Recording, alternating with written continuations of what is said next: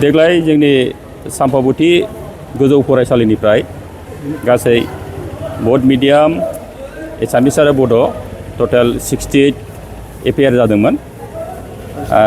बिनि गेजेरावनो 50सा फरायसुलिया पास जादों आरो फार्स्ट डिभिजन हिसाबै 17 सा आरो सेकेन्ड डिभिजन हिसाबै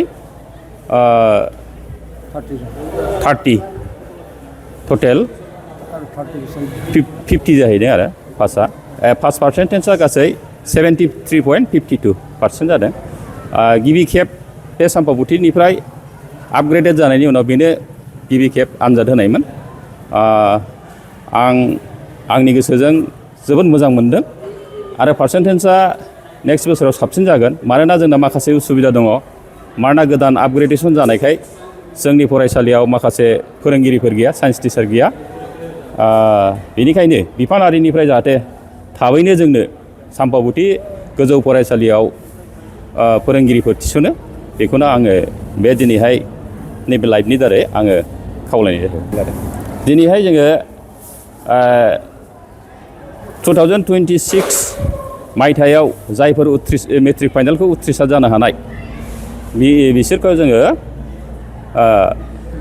बरायनाय हाबाफारिखौ लानाय जादों। जोंनि साम्पाबुथि गोजौ फरायसालियाव माने आवगै जोंनि साम्पाबुथि गोजौ फरायसालिया एमइ स्कुलसोमोन। 1992निफ्रायनो जोङो फाउन्डार टिचार, आंबो फाउन्डार हेडमास्टार आरो जाय बिथां कानुराम बर्मन हिन्दी टिचार एसामिसनि, बेबो आंजोंनो समान बे फरायसालिनि फोरोंगिरिमोन, हिन्दी फोरोंगिरि। बिथाङा दिनैहाय आजिरा लाबाय आरो जोंनि फरायसालिया प्राइभेट थानानै जोङो 2013आव गभर्नमेन्टआ गावसिनि पलिसिजों जे प्रभिन्सियेलाइज खालामदों, बे प्रभिन्सियेलाइज जानायनिफ्राय जोङो दा